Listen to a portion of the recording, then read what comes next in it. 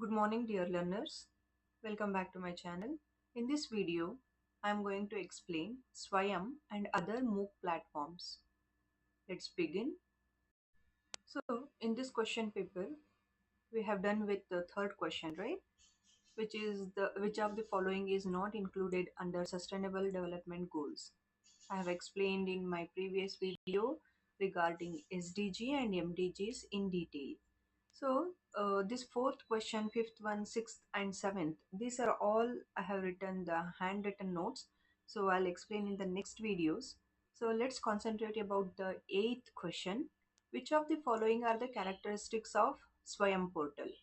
So first option is promoting high quality education only at the school level. Second option, improving access to high quality education.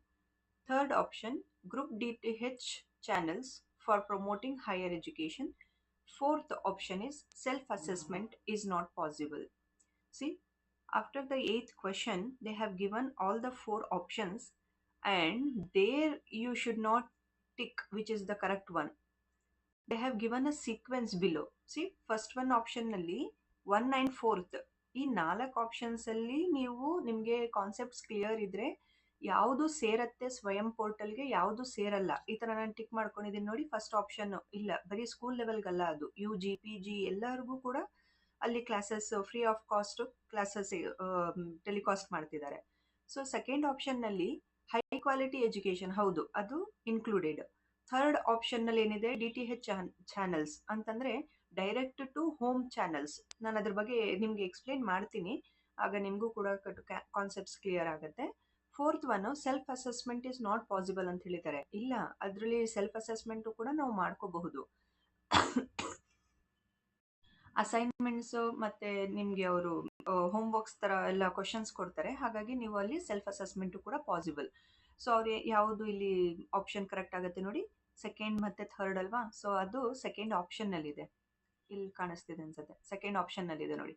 Second option ಮತ್ತೆ third option is the correct. So ಈ ಸೆಕೆಂಡ್ ಆಪ್ಷನ್ಗೆ you have to tick. So let's go through the Swayam and others MOOC portals in detail. So characteristics of Swayam. First of all, Swayam ಅಂದ್ರೇನು? S ಇಂದ ಏನು represent ಮಾಡ್ತಿದೆ? Study. ನೋಡಿ ಇಲ್ಲಿ, ಎಸ್ ಇಂದ ಸ್ಟಡಿ, ಡಬ್ಲ್ಯೂ ಇಂದ web, A active, learning, for young, Y ಅಂತಂದ್ರೆ young, aspiring minds. This is the abbreviation of ಸ್ವಯಂ.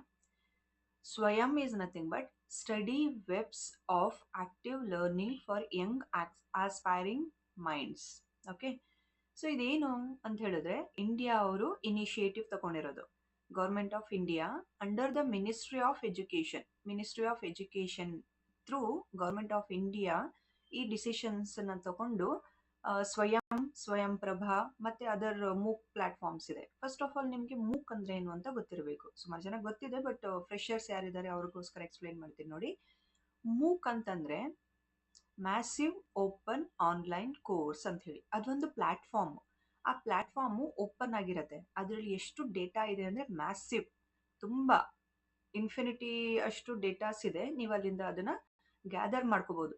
ಯಾಕೆ ಇದಿಷ್ಟೆಲ್ಲ ಮಾಡ್ತಿದ್ದಾರೆ ಅವರು? ಫ್ರೀ ಆಫ್ ಕಾಸ್ಟ್ ಆನ್ಲೈನ್ ನಲ್ಲಿ ಎಲ್ಲಾನು ಅವೈಲಬಲ್ ಮಾಡಿದ್ದಾರೆ ಅಂತ ಹೇಳಿದ್ರೆ ಅದ್ರದ್ದು ಪರ್ಪಸ್ ಇಲ್ಲಿ ನೋಡಿ. ಪರ್ಪಸ್ ಏನಂತ ಹೇಳ್ತಿದ್ದಾರೆ? ಅದ್ರದ್ದು purpose to provide free and affordable quality education to learners across India.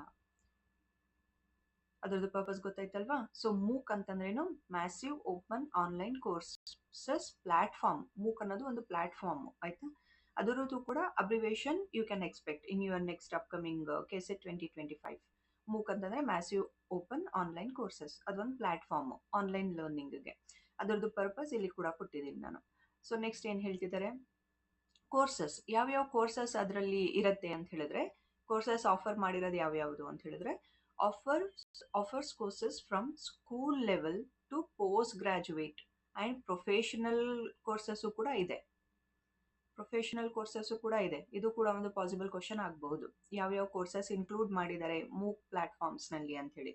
So ಆಮೇಲೆ ಆಕ್ಸೆಸಿಬಿಲಿಟಿ, ಯಾರ್ಯಾರು ಅದನ್ನ ಆಕ್ಸೆಸ್ ತಗೋಬಹುದು ಅಂದ್ರೆ, available to all learners including students in rural and remote areas. Rural ಮತ್ತು ರಿಮೋಟ್ ಏರಿಯಾಸ್ಗೂ ಕೂಡ ಅದು ಆಕ್ಸೆಸಿಬಿಲಿಟಿ ಸಿಗಬೇಕು ಅಂತ. ಅಂದರೆ ಅಲ್ಲೆಲ್ಲ ಇಂಟರ್ನೆಟ್ ಕನೆಕ್ಷನ್ಸ್ ಇರಲ್ಲ ಅಲ್ವಾ, ಸೊ ಅದನ್ನು ಆಫ್ಲೈನು ಕೂಡ ಪ್ರೊವೈಡ್ ಮಾಡಿದ್ದಾರೆ ಅಂತ ಹೇಳ್ತಿದ್ದಾರೆ. ಸೊ ಲ್ಯಾಂಗ್ವೇಜಸ್ ಸಪೋರ್ಟ್ ಯಾವ್ಯಾವುದು ಅಂತ ಹೇಳಿದ್ರೆ courses in English and regional languages, ಇದು ಕೂಡ ಒಂದು ಪಾಸಿಬಲ್ ಕ್ವಶನ್ ಆಗ್ಬೋದು ನಿಮಗೆ.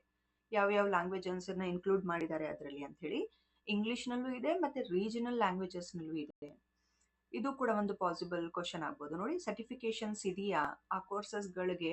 ನೀವು ಕೋರ್ಸಸ್ಸನ್ನು ಎನ್ರೋಲ್ ಮಾಡಿಕೊಂಡ್ರೆ, ಬೇರೆ ಪ್ರೊಫೆಷನಲ್ ಕೋರ್ಸಸ್ ಅಂತ ಹೇಳಿದ್ವಲ್ಲ ನಾವು, ಆ ಪ್ರೊಫೆಷನಲ್ ಕೋರ್ಸಸ್ನಲ್ಲಿ ನೀವು ಎನ್ರೋಲ್ ಮಾಡಿಕೊಂಡ್ರೆ ಅದಕ್ಕೆ ಸರ್ಟಿಫಿಕೇಟ್ ಸಿಗತ್ತಾ ಅಂಥೇಳಿ, ಅದು ಕೂಡ ಡೌಟ್ ಕ್ಲಿಯರ್ ಆಗುತ್ತೆ. ನೋಡಿ, provide certificates for completed courses some eligible for academic credit.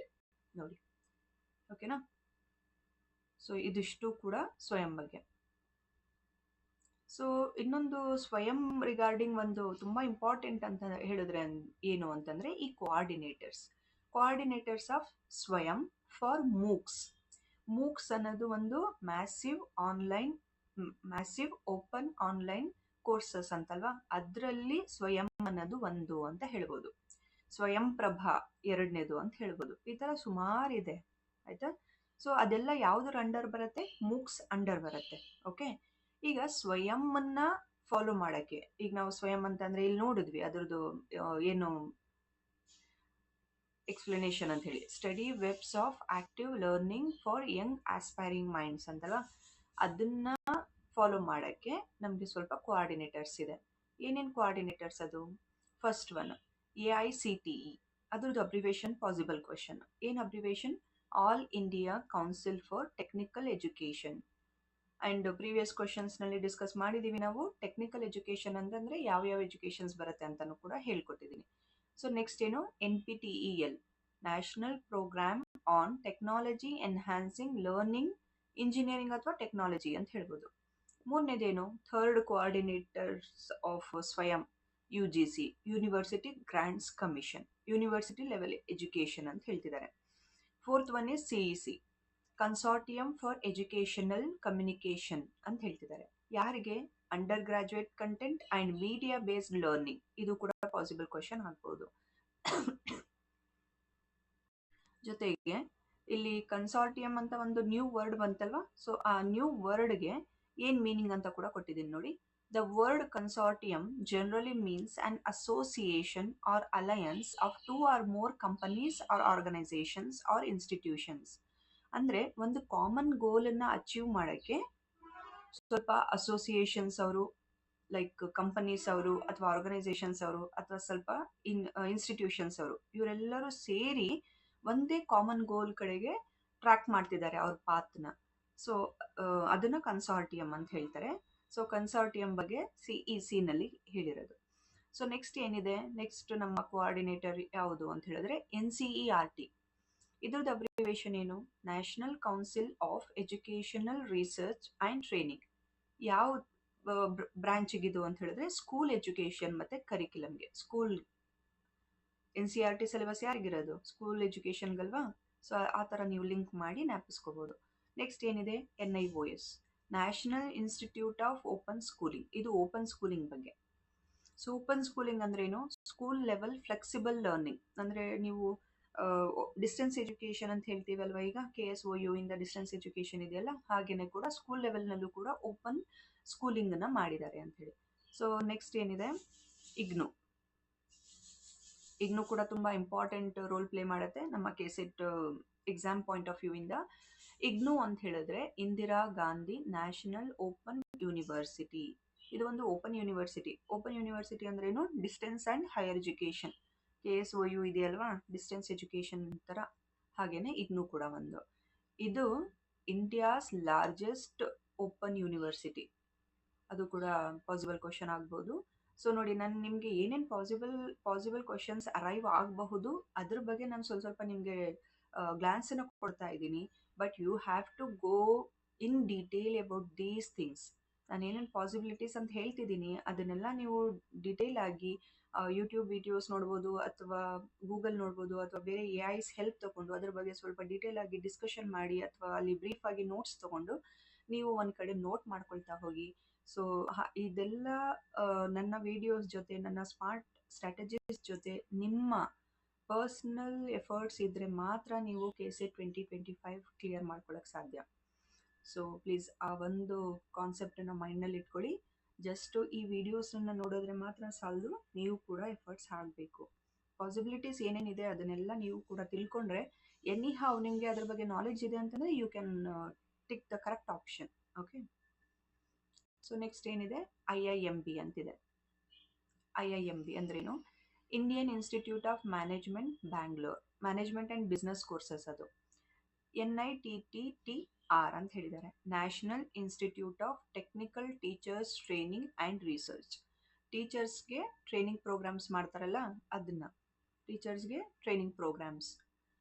INI last 10th coordinator ಯಾವ್ಯಾವುದು ಅಂತ ಹೇಳಿದ್ರೆ, institutes of national importance, institutes like IITs, NITs, AIIMS, central universities.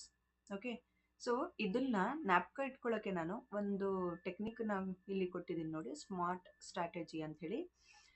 ಅದೇನು ಅಂತ ಹೇಳಿದ್ರೆ, ಟೆಕ್ನಿಕಲ್ ಎಕ್ಸ್ಪರ್ಟ್ಸ್ 3 ಅಲ್ವಾ, ಯಾವ್ಯಾವುದರಲ್ಲಿ? AICTE, NPTEL, NITTTR. ಸ್ಕೂಲ್ಸ್ಗೆ ಗೈಡ್ ಮಾಡುತ್ತೆ ಯಾವುದು? NCERT, NIOS. ಇದು ರೆಗ್ಯುಲರ್ ಸ್ಕೂಲ್, ಇದು ಓಪನ್ ಸ್ಕೂಲ್. ಆ್ಯಂಡ್ ಯೂನಿವರ್ಸಿಟೀಸ್, ಯಾವ್ಯಾವ ಯೂನಿವರ್ಸಿಟಿ ನೋಡಿದ್ವಿ? UGC ನೋಡಿದ್ವಿ, IGNOU ನೋಡಿದ್ವಿ, INI ನೋಡಿದ್ವಿ. ವೈಲ್ ಮ್ಯಾನೇಜರ್ಸ್ ಅಂದರೆ ಮ್ಯಾನೇಜ್ಮೆಂಟ್ ಸ್ಕೂಲ್ಸ್ ಯಾವುದು? IIMB. ಆ್ಯಂಡ್ ಮೀಡಿಯಾ ಸ್ಕೂಲ್ ಯಾವುದು? CEC, spread knowledge. ಸೊ ನೋಡಿ, ಇದನ್ನು ಒಂದು ನಾನು ಸ್ಟ್ರಾಟಜಿ ಥರ ಮಾಡ್ಕೊಂಡಿದ್ದೆ.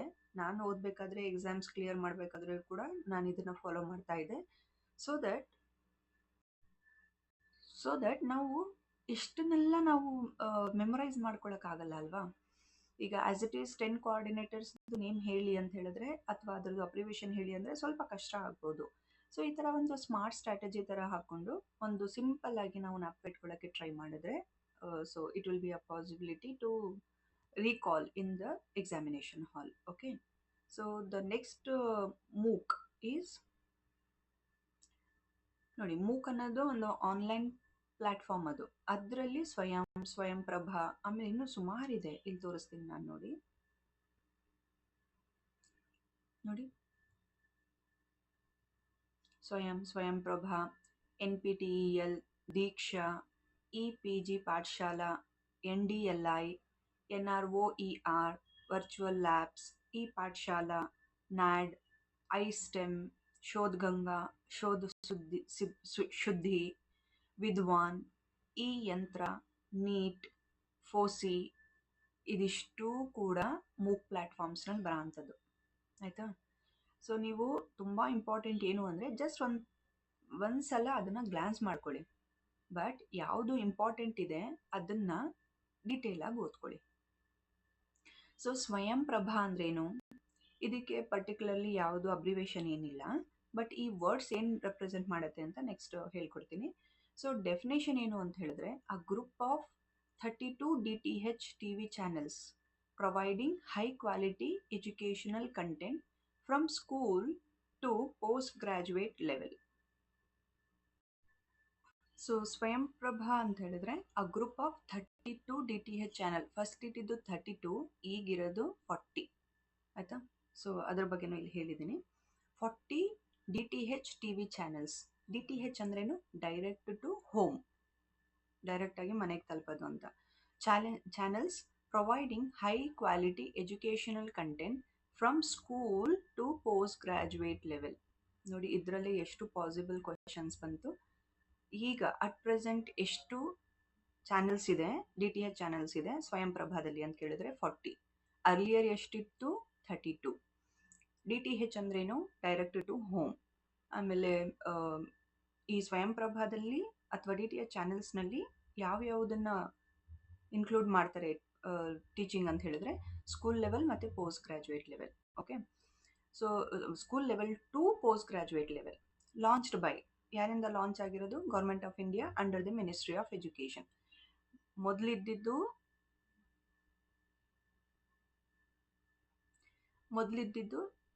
MOEನೇ. Ministry of education. ಆಮೇಲೆ ಅದನ್ನು MHRD ಅಂತ ಮಾಡಿದ್ರು. ಈಗ ಅಟ್ ಪ್ರೆಸೆಂಟ್ ಇರೋದು ಕೂಡ ಮತ್ತೆ ಅದನ್ನು MOE ಅಂತಲೇ ಮಾಡ್ಕೊಂಡಿದ್ದಾರೆ. ಆಯಿತಾ. MOE ಇದು 1856ಇಂದ ಇದೇ ಇದ್ದಿದ್ದು. ಮಧ್ಯದಲ್ಲಿ ಒಂದು ಲಾಸ್ಟ್ ಒಂದು 50 years ಬ್ಯಾಕ್ MHRD ಅಂತ ಮಾಡಿದ್ರು. ಮತ್ತೆ ಅದನ್ನು ಈಗ ಅಟ್ ಪ್ರೆಸೆಂಟ್ MOE ಅಂತಲೇ ಮಾಡಿದ್ರು. ಸೊ ಯಾರಿಂದ ಲಾಂಚ್ ಆಗಿದೆ ಅಂತ ಹೇಳಿದ್ರೆ government of India under the ministry of education. Purpose ಏನು? To deliver online courses via television specially for learners with limited internet access. Okay. So next ಏನು ಹೇಳಿದ್ದಾರೆ? ಕಂಟೆಂಟ್. ಏನು ಕಂಟೆಂಟ್ ಇರುತ್ತೆ ಅದರಲ್ಲಿ? ವಿಡಿಯೋ ಲೆಕ್ಚರ್ಸ್ ಇರುತ್ತೆ, ಕ್ವಿಝಸ್ ನಡೆಸ್ತಾರೆ, ಅಸೈನ್ಮೆಂಟ್ಸ್ ಇರುತ್ತೆ across various subjects like science, technology, humanities and vocational studies. Next ಏನು ಹೇಳಿದ್ದಾರೆ ಇಲ್ಲಿ ನೋಡಿ. As per official sources, Swayamprabha currently comprises 40 DTH channels devoted to educational programming. Earlier it was 32. ಇಲ್ಲೇ ಹೇಳಿದ್ದಾರೆ. ಸೊ ಇಂಪಾರ್ಟೆನ್ಸ್ ಏನು ಇದ್ರದ್ದು ಅಂತ ಹೇಳಿದ್ರೆ, bridges digital divide in rural remote areas, high quality content prepared by IITs, NITs and central universities, supports curriculum for schools and colleges, accessible 24/7. ಇದು ಕೂಡ ಒಂದು possible question ಆಗ್ಬೋದು. ಅದು ಜಸ್ಟ್ ಒಂದು ಪರ್ಟಿಕ್ಯುಲರ್ ಟೈಮ್ಗೋಸ್ಕರ ಅದು ಆಕ್ಸೆಸ್ ಮಾಡ್ಕೋಬೋದಾ ಅಥವಾ 24/7 ಫ್ರೀ ಆಫ್ ಕಾಸ್ಟ್ ನಡೀತಿರತ್ತಾ ಅಂತಲೂ ಕೇಳ್ಬೋದು. Promotes self paced learning across India. Okay. So next ನಾನು ಇದನ್ನು ನ್ಯಾಪ್ಕ ಇಟ್ಕೊಳ್ಳೋಕ್ಕೋಸ್ಕರ ಅಥವಾ ನಿಮ್ಮ ಎಕ್ಸಾಮ್ ಪಾಯಿಂಟ್ ಆಫ್ ವ್ಯೂಗೆ ನಾನು ಒಂದು ಶಾರ್ಟ್ಕಟ್ ಥರ ಕೊಟ್ಟಿದ್ದೀನಿ ನೋಡಿ. ಸ್ವಯಂಪ್ರಭಾ ಇದು ನಮ್ಮ ಹೇಳ್ತಾ ಇದ್ದೀನಿ ಆಗಾಗ. 40 ಈಗಿರೋದು at present. Earlier it was 32. DTH channels free 24/7 bridging digital divide with IIT, NIT, quality content from school to PG level. So ಎಷ್ಟು ಪಾಸಿಬಲ್ ಕ್ವಶನ್ಸ್ ಬರಬಹುದು ಅದಷ್ಟು ಕೂಡ ಈ ಸೆಂಟೆನ್ಸ್ನಲ್ಲಿ ಸಿಗುತ್ತೆ ನಿಮಗೆ. ನೆಕ್ಸ್ಟ್ ಇನ್ನೊಂದು ತುಂಬ ಇಂಪಾರ್ಟೆಂಟ್ ಏನು ಅಂದರೆ, ಆ ಟೆಲಿವಿಷನ್ನಲ್ಲಿ ಅವ್ರೇನು ನಿಮಗೆ 40 DTH ಚಾನಲ್ಸನ್ನು 24/7 ಫ್ರೀ ಆಫ್ ಕಾಸ್ಟ್ ಕೊಡ್ತಿದ್ದಾರೆ. ಅದು ಒಂದು GSAT 15 ಸ್ಯಾಟಲೈಟ್ ಥ್ರೂ ಕೊಡ್ತಾ ಇರೋದು. ಸೊ GSAT ಅಂತಂದರೆ ಏನು? ಇಲ್ಲಿದೆ ನೋಡಿ. GSAT ಅಂದರೆ ಜಿಯೋ ಸ್ಟೇಷನರಿ ಸ್ಯಾಟಲೈಟ್ ಅಂತ ಹೇಳಿ ಅದರದ್ದು ಅಬ್ರಿವೇಷನ್. ಫುಲ್ ನೇಮ್ ಏನು ಅಂದರೆ GSAT 15 ಅಂತ ಹೇಳಿ. ಸೊ ಇನ್ನೊಂದು ಇದರಲ್ಲಿ VSAT ಅಂತಿದೆ. VSAT ಅಂದ್ರೇನು? Very small aperture terminal, ground terminal used to receive or transmit satellite signals. So GSAT ಮತ್ತು VSAT ಇದ್ರದ್ದು ಏನು ಡಿಫ್ರೆನ್ಸ್ ಅಂತ ಅಂದ್ಬಿಟ್ಟು ನೀವು ಇನ್ನೊಂದು ಸ್ವಲ್ಪ ಗೂಗಲ್ ಮಾಡ್ಕೊಳ್ಳಿ, just for your concept clears. Next ಏನು ಮಾಡ್ಬೋದು ನೀವು ಅಂತ ಹೇಳಿದ್ರೆ,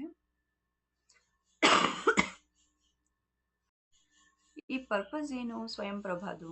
GSAT 15 provides satellite link for Swayamprabha's 40 DTH channels, ensures telecast of high quality educational content across India, enables students in remote and or rural areas to access lectures without needing internet.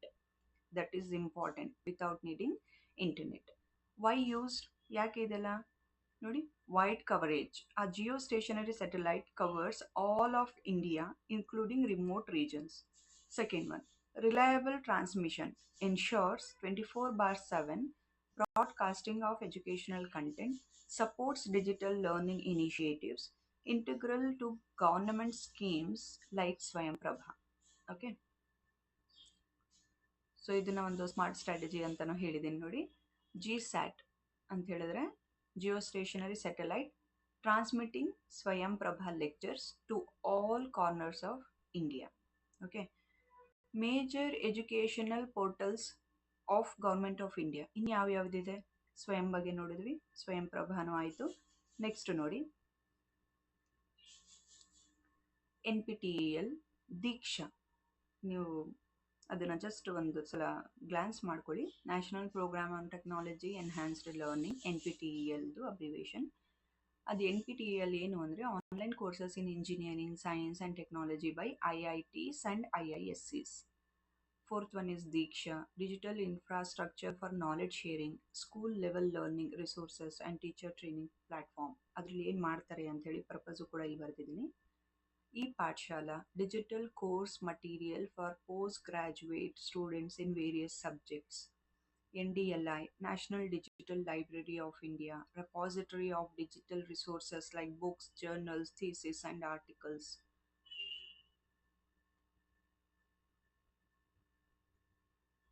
NROER, National Repository of Open Educational Resources, school level open learning resources, videos, audios, animations, documents. Next is virtual labs, online lab experiments for science and engineering students, e-Pathshala, NCRT platform offering digital textbooks and interactive content. ನೀವು just ಒಂದ್ಸಲ ಇದನ್ನೆಲ್ಲ ನೋಡ್ಕೊಳ್ಳಿ, ನಾನು ಬೇಕಾದ್ರೆ ಒಂದು 2 to 3 seconds ಇದನ್ನ stop ಮಾಡ್ತೀನಿ.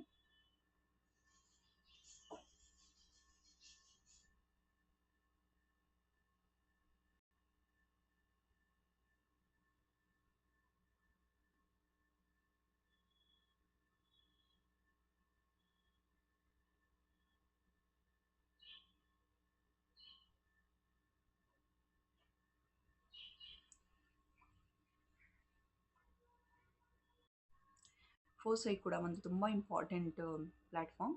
ಇದನ್ನು ಕೂಡ ಇದ್ರದ್ದು ಅಬ್ರಿವೇಷನ್ ಕೇಳ್ಬೋದು. Free and open source software for education initiative by the Ministry of Education, Government of India, implemented through IIT Bombay, aims to promote the use of free and open source software in education and research. ಯಾರು ನೋಡಿ ಎಷ್ಟು possible questions ಆಯಿತು ಇದರಲ್ಲಿ. First of all ಅದರದ್ದು abbreviation ಕೇಳ್ಬೋದಾ? Next ಏನು ಕೇಳ್ಬೋದು? Abbreviation ಕೇಳಿದ್ರು ಒಂದು. ನೆಕ್ಸ್ಟು ಯಾರು ಮಾಡಿರೋದು? ಅದು ministry of education, government of India. Implement ಮಾಡಿದ್ಯಾರು? IIT ಬಾಂಬೆ. ಅವ್ರದ್ದು ಪರ್ಪಸ್ ಏನು ಅಥವಾ ಏಮ್ ಏನು? Free open source software. FOSSEE ಅನ್ನೋದು ಒಂದು ಸಾಫ್ಟ್ವೇರ್ ಅದು. ಸೊ ಎಜುಕೇಷನ್ ಮತ್ತು ರಿಸರ್ಚ್ಗೆ ಹೆಲ್ಪ್ ಮಾಡೋಕ್ಕೆ. ನೆಕ್ಸ್ಟ್ ಇನ್ನು ಬರುತ್ತೆ, encourages students, teachers and institutions to use, create, contribute to open source software. Also promotes use of open source software in education to reduce costs. ಇಷ್ಟು important concepts ಅಲ್ವಾ ಇದು? So ಹಾಗಾಗಿ ಇದ್ರ ಬಗ್ಗೆ ಇನ್ನೂ ನೀವು ಸ್ವಲ್ಪ ಡೀಟೇಲ್ ಆಗಿ ಸರ್ಚ್ ಮಾಡಿ ಅದನ್ನು ನೋಟ್ಸ್ ಮಾಡಿಕೊಂಡ್ರೆ ತುಂಬ ಹೆಲ್ಪ್ಫುಲ್ ಆಗುತ್ತೆ ಎಕ್ಸಾಮ್ ಪಾಯಿಂಟ್ ಆಫ್ ವ್ಯೂಗೆ. ಸೊ ಅದರಿಂದ ಒಂದು ನಾನು ಸ್ಮಾರ್ಟ್ ಸ್ಟ್ರಾಟಜಿ ಅಂತಲೂ ಕೂಡ ಮಾಡಿದ್ದೀನಿ ನೋಡಿ. MOOCs and online learning, Swayam Prabha, NPTEL, virtual labs, school education, Diksha, NROER, e-Pathshala, higher education and research ಬಗ್ಗೆ ಯಾವ್ಯಾವುದಿದೆ, ಡಿಜಿಟಲ್ ರೆಪಾಸಿಟರೀಸ್ ಯಾವ್ಯಾವುದು, ಇದನ್ನು ಒಂದು ಪಾಸಿಬಲ್ ಕ್ವಶನ್ ಕೇಳ್ಬೋದು. ಡಿಜಿಟಲ್ ರೆಪಾಸಿಟರೀಸ್ ಏನು ಅಂತ ಹೇಳಿ. ಸೊ ಇದನ್ನು ಕೂಡ ಒಂದ್ಸಲ ಗೂಗಲ್ ಮಾಡ್ಕೊಳ್ಳಿ. ಅಂದರೆ ರೆಪಾಸಿಟರೀಸ್ ಅಂತಂದರೆ it's nothing but like a cupboard ಇರುತ್ತಲ್ಲ ಮನೆಯಲ್ಲಿ, ಅದನ್ನು digital wise where your documents can be arranged in a proper structure or proper sequence. Okay, so ನಾವೀಗ ಡಿಸ್ಕಸ್ ಮಾಡಿದ್ದು ಏಯ್ತ್ ಕ್ವಶನ್ನಲ್ಲಿ ಇದ್ದಿದ್ದು ಸ್ವಯಂ ಪೋರ್ಟಲ್ ಬಗ್ಗೆ ಅಲ್ವಾ? ಸೊ ನೋಡಿ, ಫಸ್ಟ್ ಒನ್ ಏನಿದೆ, promoting high quality education only at the school level. ಇಲ್ಲ, ನಾವು ಈಗ ತಾನೇ ನೋಡ್ಕೊಂಡು ಬಂದ್ವಿ, ಬರೀ ಸ್ಕೂಲ್ ಲೆವೆಲ್ಗೆ ಮಾತ್ರ ಅಲ್ಲ, ಅದು ಸ್ಕೂಲ್ ಲೆವೆಲಿಂದ PG ಕೋರ್ಸಸ್ವರೆಗೂ ಕೂಡ ಸ್ವಯಂ ಪೋರ್ಟಲ್ ಯೂಸ್ ಮಾಡ್ಕೋಬೋದು. ಸೆಕೆಂಡ್ ಪಾಯಿಂಟ್ ಏನಿದೆ, ಹಾಗಾಗಿ ಇದು ರಾಂಗ್ ಆಯಿತು. ಸೆಕೆಂಡ್ ಪಾಯಿಂಟ್ ಏನಿದೆ, improving access to high quality education. ಹೌದು, it is also a point. Group of DTH channels for promoting higher education. ಇದನ್ನು ಈಗ ಅಟ್ ಪ್ರೆಸೆಂಟ್ ಇದು ಟ್ರೂ, ಬಟ್ ಇದರಲ್ಲಿ ಅವರು 32 ಅಂತ ಆ್ಯಡ್ ಮಾಡಿರ್ತಿದ್ರೆ ಲಾಸ್ಟ್ ಇಯರ್ ಇದು ಕರೆಕ್ಟ್ ಆಗ್ತಿತ್ತು. ಬಟ್ ಈ ಇಯರ್ ಇದು 32 ಅಂತ ಆ್ಯಡ್ ಮಾಡಿರ್ತಿದ್ರೆ, 32 DTH ಚಾನಲ್ ಅಂತ ಆ್ಯಡ್ ಮಾಡಿರ್ತಿದ್ರೆ ಅದು ರಾಂಗ್ ಆನ್ಸರ್. ಈಗ ಅಟ್ ಪ್ರೆಸೆಂಟ್ನಲ್ಲಿ 40 DTH ಚಾನಲ್ ಅಂತ ಆ್ಯಡ್ ಮಾಡ್ತಿದ್ರೆ ಅದು ಟ್ರೂ ಅಲ್ವಾ? ಸೊ ನೋಡಿ, ಜಸ್ಟ್ ಒಂದು ನಂಬರ್ ಆ್ಯಡ್ ಮಾಡಿದ್ರೆ ಆಪ್ಷನನ್ನು ಟ್ರೂ ಆರ್ ಫಾಲ್ಸ್ ಚೇಂಜ್ ಆಗುತ್ತೆ. ಸೊ ತುಂಬ ಇಂಪಾರ್ಟೆಂಟ್ ಏನು ಅಂದರೆ, you have to read the question and also the options very clearly. If you are not understanding what they have given, then you have to read it twice, thrice. At the same time, you have to look after the clock. 60 ಮಿನಿಟ್ಸ್ನಲ್ಲಿ 50 questions attend ಮಾಡಬೇಕು. So ಅದು ಕೂಡ ನೀವು exam ಹಾಲ್ನಲ್ಲಿ clarify ಮಾಡ್ಕೊಳ್ಳಿ first. Previous earlier ಏನು exam conduct ಮಾಡ್ತಿದ್ರು ಅಲ್ಲೆಲ್ಲ ಹೇಗಿತ್ತು ಅಂತಂದರೆ, first 1 hour general paper question paper ಕೊಡ್ತಿದ್ರು, OMR ಕೊಡ್ತಿದ್ರು. ನಾವು ಜಸ್ಟ್ 1 hourನಲ್ಲಿ ಜನರಲ್ ಪೇಪರ್ ಏನಿದೆ ಅದನ್ನು ಆನ್ಸರ್ ಮಾಡಿ ಅವ್ರಿಗೆ ಮತ್ತೆ ವಾಪಸ್ ಕೊಟ್ಬಿಡ್ಬೇಕಿತ್ತು. ಅದಾದಮೇಲೆ ಒಂದು 10 minutes ಬ್ರೇಕ್ ಇರ್ತಿತ್ತು. Then again the subject paper will start for 2 hours. But last KEA ಅವರು ಏನು ಲಾಸ್ಟ್ ಇಯರ್ ಕಂಡಕ್ಟ್ ಮಾಡಿದ್ರು ಎಕ್ಸಾಮ್, ಅದರಲ್ಲಿ ಏನು ಮಾಡಿದ್ರು, ಜನರಲ್ ಪೇಪರ್ ಸಬ್ಜೆಕ್ಟ್ ಪೇಪರ್ ಎರಡೂ ಕೂಡ ನಿಮಗೆ ಹ್ಯಾಂಡ್ ಓವರ್ ಮಾಡಿಬಿಡ್ತಾರೆ. So it's left to you, ನೀವು ಯಾವುದಾದ್ರೂ ಎಷ್ಟು ಬೇಕಾದರೂ ಟೈಮನ್ನು ಅದ್ರ ಮೇಲೆ ಯೂಸ್ ಮಾಡ್ಬೋದು. ಆದರೆ 1 o'clockಗೆ ಎರಡೂ ಕೂಡ ಪೇಪರ್ಸನ್ನು ಕೊಡಬೇಕಾಗಿದ್ದು, ಅದನ್ನು ಮೇಕ್ ಶ್ಯೂರ್ ಮಾಡ್ಕೊಳ್ಳಿ. ಯಾಕಂದರೆ ಅದು ಪ್ರತಿ ವರ್ಷ ಚೇಂಜ್ ಆಗ್ತಾ ಇದೆ. ಹಾಗಾಗಿ ಸರ್ ಇದು ಜನರಲ್ ಪೇಪರ್ಗೆ ಯಾರು ಇನ್ವಿಜಿಲೇಟರ್ ಬಂದಿರ್ತಾರೆ ಅವ್ರ ಹತ್ರ ಪೊಲೈಟಾಗಿ ಜನರಲ್ ಪೇಪರ್ ಏನು ಕೊಟ್ಟಿದ್ದೀರಾ ಅದು 1 hourನಲ್ಲಿ ಇಸ್ಕೊಳ್ತೀರಾ, ಅಥವಾ ನಾವು ಎರಡೂ ಪೇಪರ್ಸನ್ನು ಕಂಪ್ಲೀಟ್ ಮಾಡಿಕೊಂಡು 3 hours ಆದಮೇಲೆ ಕೊಡಬೇಕಾ ಅಂತ ನೋಡ್ಕೊಳ್ಳಿ. ಓಕೆ, ಆ್ಯಕ್ಚುಲಿ ಎರಡೂ ಪೇಪರ್ ಕೊಟ್ಟು 3 hours ನೀವು ಹೇಗೆ ಬೇಕಾದರೂ ಟೈಮನ್ನು ಯುಟಿಲೈಸ್ ಮಾಡ್ಕೋಬಹುದು ಅಂತಂದರೆ you will be in beneficial. Because ನಮ್ಮ ಸಬ್ಜೆಕ್ಟ್ ಪೇಪರ್ಸ್ನಲ್ಲಿ ನಾವು ಅಷ್ಟು ಪರ್ಫೆಕ್ಟಾಗಿ ಎಲ್ಲನೂ ಓದಿರೋಕ್ಕೆ ಸಾಧ್ಯ ಇಲ್ಲ ಅಲ್ವಾ. ಸೊ ನಾವು ಸ್ವಲ್ಪ ಟೈಮನ್ನು ಜನರಲ್ ಪೇಪರ್ಗೆ ಜಾಸ್ತಿ ಕೊಟ್ಟರೆ, ಜನರಲ್ ಪೇಪರಿಂದ ನಮಗೆ ಸ್ವಲ್ಪ ಜಾಸ್ತಿ ಮಾರ್ಕ್ಸ್ ಬಂದರೆ ನಮಗೆ ಹೆಲ್ಪ್ಫುಲ್ ಆಗುತ್ತೆ ಅಂಥೇಳಿ. So it's just my opinion, okay, my personal opinion. It may differ person to person. So if you are planning your some strategies, then I am okay with that. And let us see in next ಬೇರೆ ವೀಡಿಯೋಸ್ನಲ್ಲಿ ಇನ್ನೂ ಏನಾದರೂ strategies ಇದ್ದರೆ ಅಥವಾ concepts clear ಮಾಡಬೇಕು ಅಂತಂದರೆ ನಾನು ಅದನ್ನು ಮಾಡ್ತೀನಿ. ಸೊ ಈಗ ನೆಕ್ಸ್ಟ್ ಇನ್ನೊಂದು ಕ್ವಶನ್ ಏನಿದೆ ಅಂದರೆ ರಿಸರ್ಚ್ ಬಗ್ಗೆ ಇದೆ ನೋಡಿ.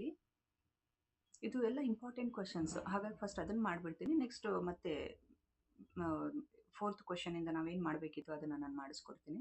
ಈ ಮ್ಯಾಚ್ ದ ಫಾಲೋಯಿಂಗ್ನಲ್ಲಿ historical research, experimental research, survey, action research ಇದಿಷ್ಟು ಕೇಳಿದಾರಲ್ವ.